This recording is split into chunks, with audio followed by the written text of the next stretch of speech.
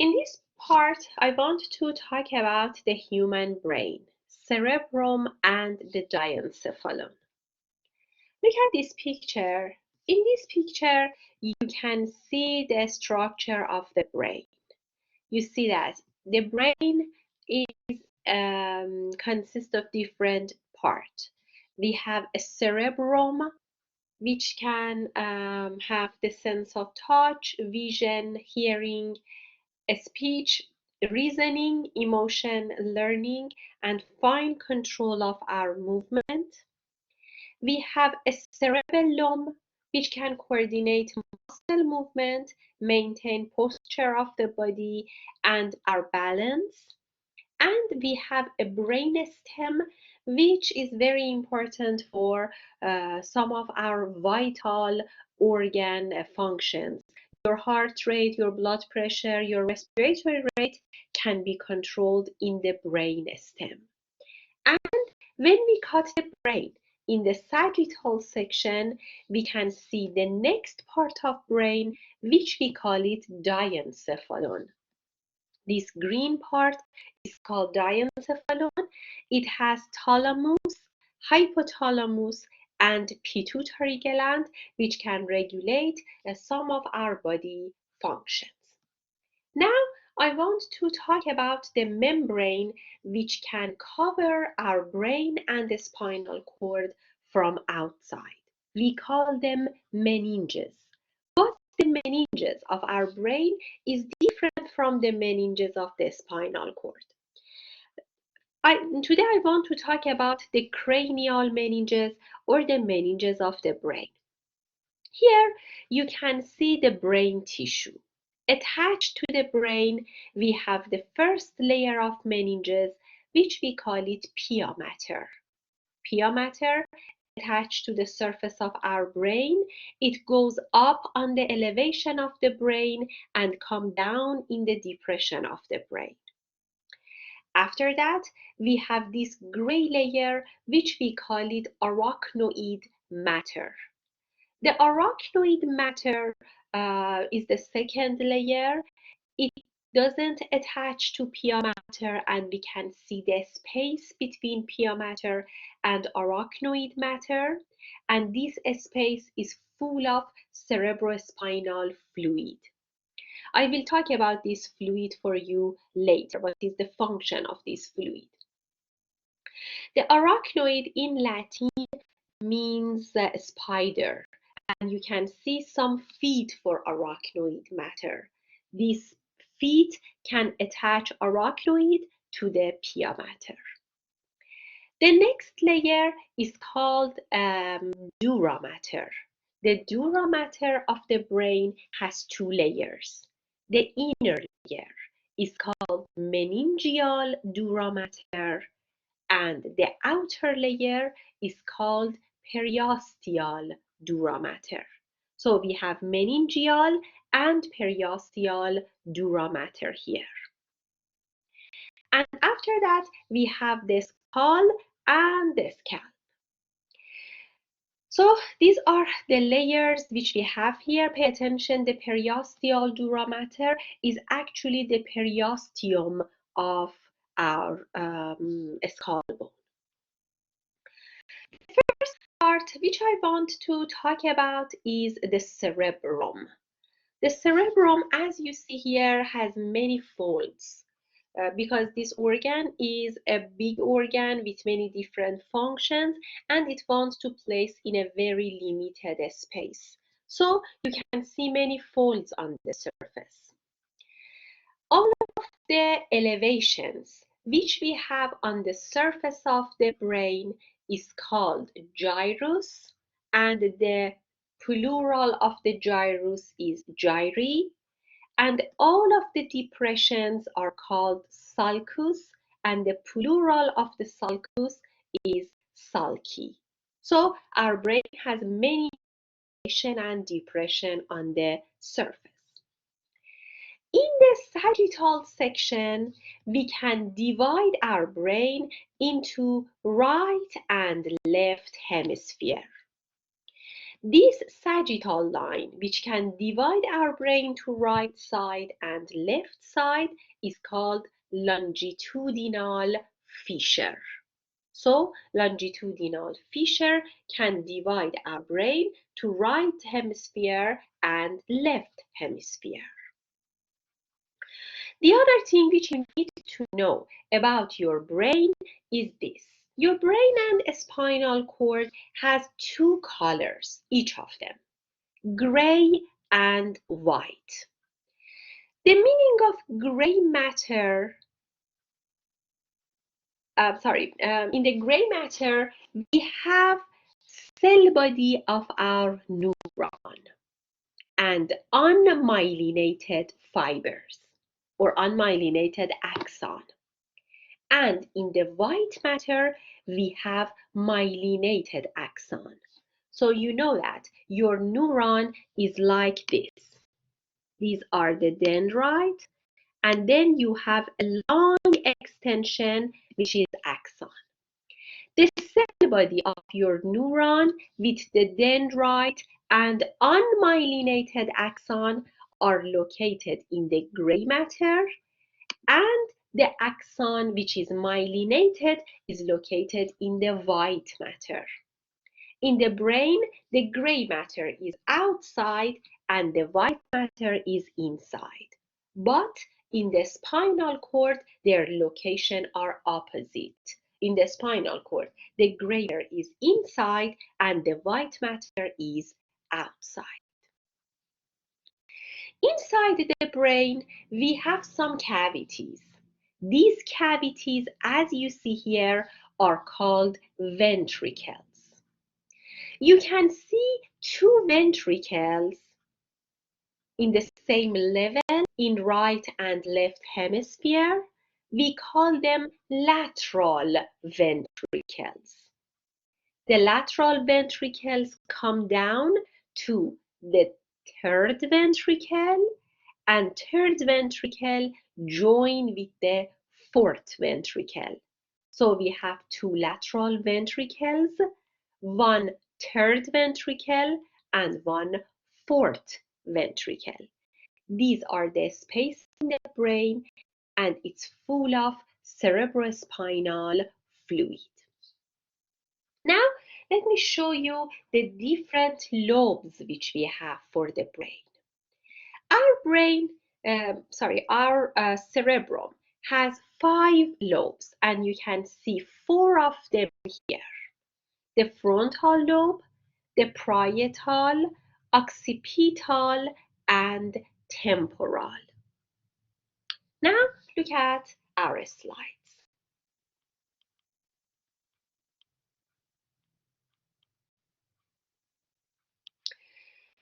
In this picture, you can see the sagittal section of the cranial cavity, which has the brain, and we cannot see pia mater and arachnoid matter here. Just you can see the dura mater. The first layer of dura mater near the brain is called meningeal layer, and the next layer is called periosteal layer.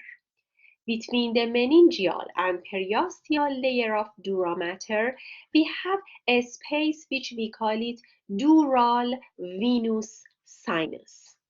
And in this dural venous sinus, we have many blood vessels, and these blood vessels can backflow the cerebrospinal fluid from the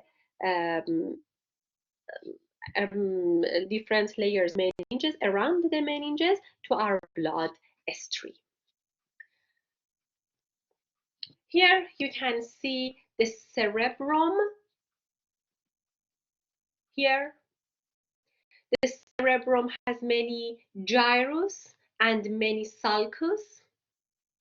The cerebrum is very important for motor control, sensory processing, and thought, personality, learning language. So we have different functions for this part. The next part of our brain is called cerebellum. Then you have brain stem, and the diencephalon is located inside. Here you can see the longitudinal fissure, which can divide our brain to right and left hemisphere.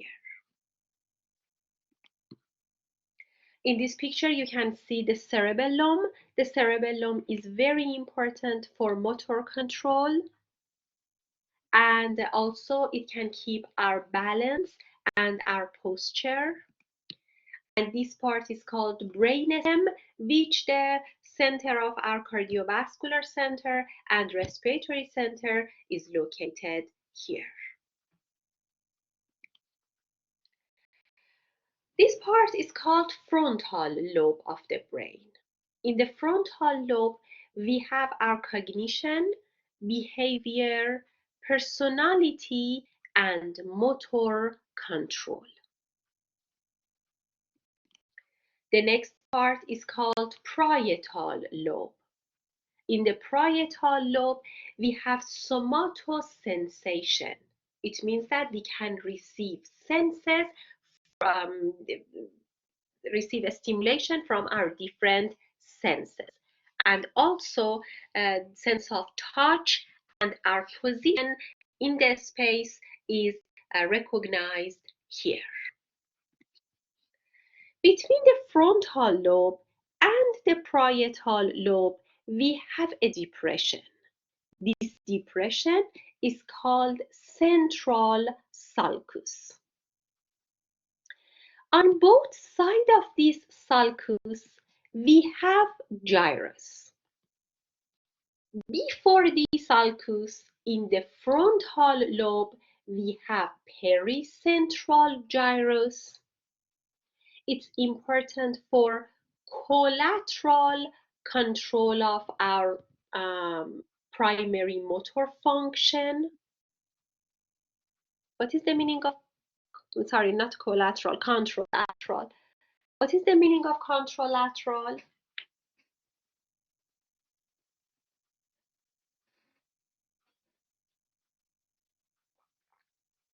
Control of the lateral part of the body.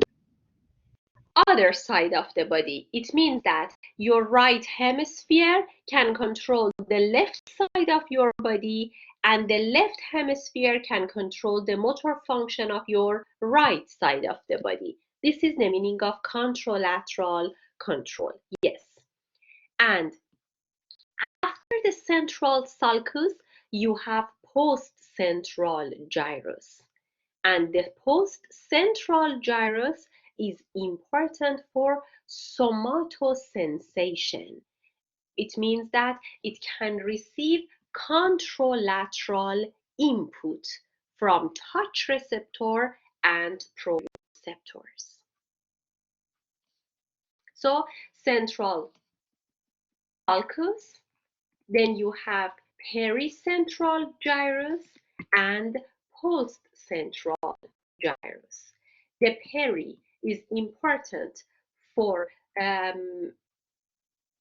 contralateral motor control, and the post-central gyrus is important for receiving contralateral input of touch and proprioception. The meaning of proprioception is your status in the environment. You're walking, running, jogging, sitting, laying down. So all of these different status can be recognized in this part. Here you can see the occipital lobe of the brain. This occipital lobe is important for the sense of vision. Here you can see the temporal lobe of the brain. It's important for the sense of hearing, and also a little olfaction or smelling. Between the parietal and frontal in top and temporal in bottom, you can see a sulcus. This sulcus is called lateral sulcus.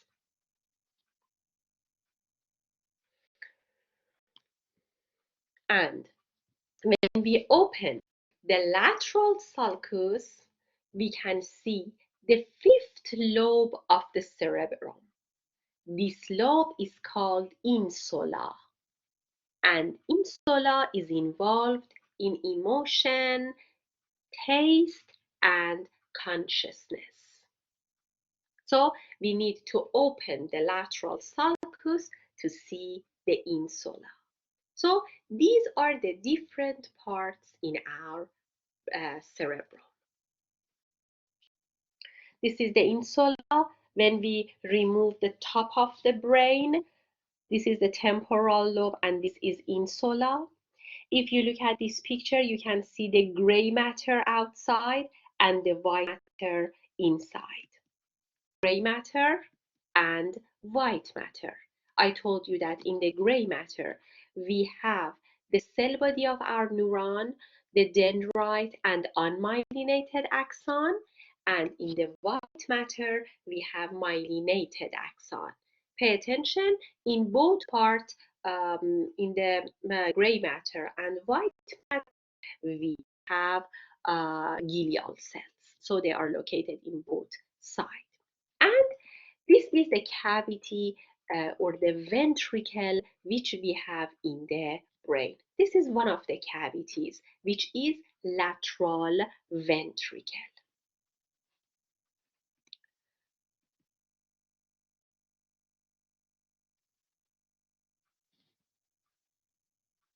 I told you that the right side of your body is controlled with the left hemisphere. The left side of your body is controlled by right hemisphere. So we need something to attach these two hemispheres together. Look at this picture again.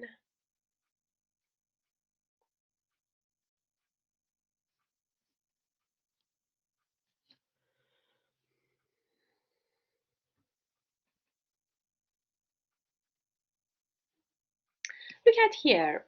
In this picture, you can see right hand, left side. This is the cranial section of the brain or frontal section. You see that this longitudinal fissure can separate right and left hemisphere from each other, but one part can connect these two hemispheres. This part is called corpus callosum. So corpus callosum can attach right and left hemisphere together. And in the pictures of the brain, you can see the corpus callosum here.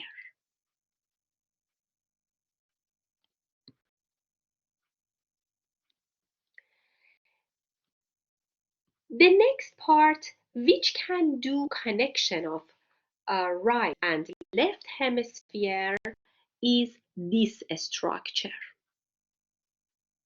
It's located beneath the corpus callosum.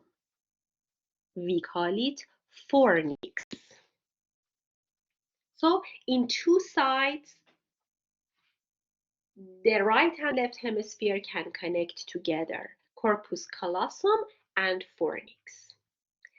Between corpus callosum and fornix, you have ventricles, you have a space. This is corpus callosum, this is fornix, and these spaces are the spaces of lateral ventricle. These two lateral ventricles are separated from each other by a wall. This wall is here.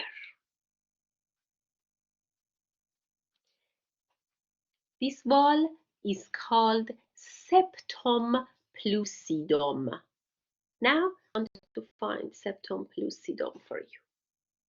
Here. This is the sagittal section, and if I cut this green part, I enter the ventricle of the brain.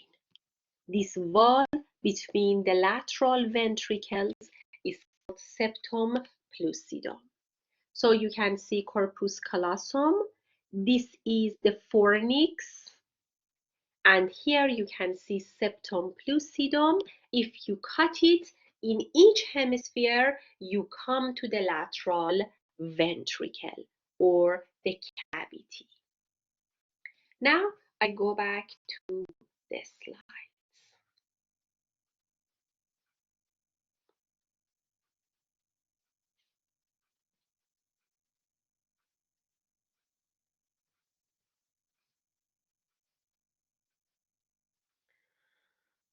Where is the slides?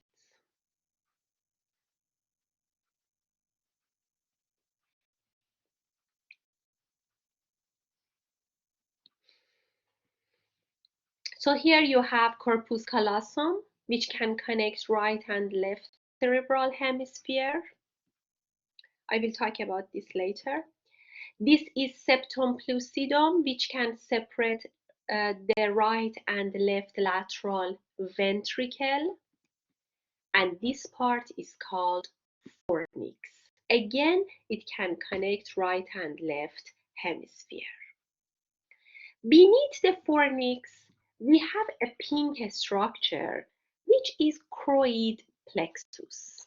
The choroid plexus is the network of capillaries which are covered by ependymal cells, and they can secrete cerebrospinal fluid.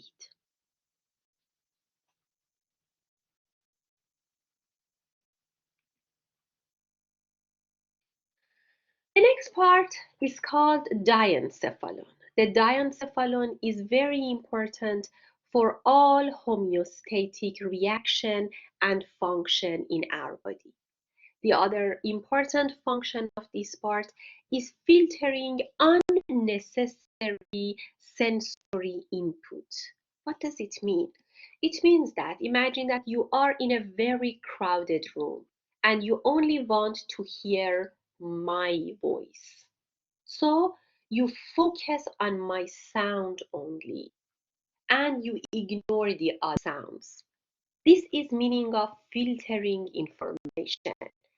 In the room which you are sitting, you have different objects, but right now you only focus on the monitor of the computer. It means that you are filtering the information, and this is the function of our diencephal. Yes, who has question? Blanca, what is your question?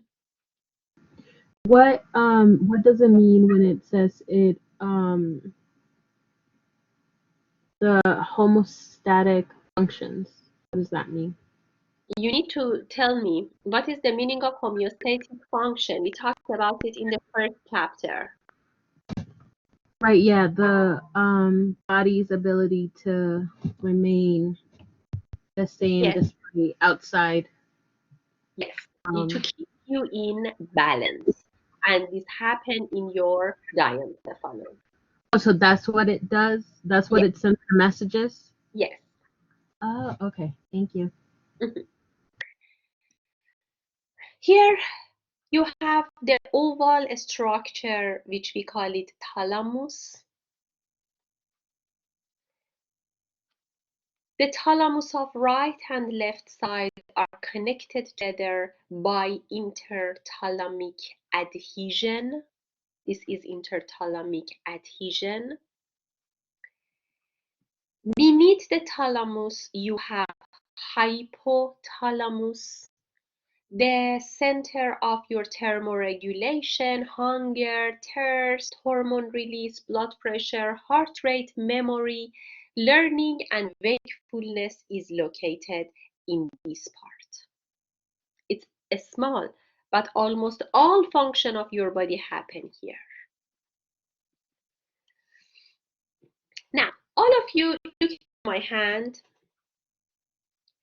Imagine that this is the thalamus of my left hemisphere, and this is the thalamus of right hemisphere. We have depressed surface for both thalamus. When they attach together, Can you see a cavity between them? Yes? Yes. This cavity is the cavity of third ventricle. And if you look at here, this is the depressed surface and it is a cavity. So the cerebrospinal fluid, which is produced in the lateral ventricle beneath this septum lucidum, can flow to the third ventricle. Then from the third ventricle, it go to this duct. You will learn about this duct next time. We call it cerebral aqueduct, and then it goes to fourth ventricle, and then it goes to the central canal of the spinal cord. So the CSF is circulating in our body. I will talk about this optic chiasm and optic nerve next time for you. This is the mammillary body, which is located beneath the diencephal, and this mammillary body is not developed in human, but it's well developed in animal who have breeding season, seasonal breeding, I mean.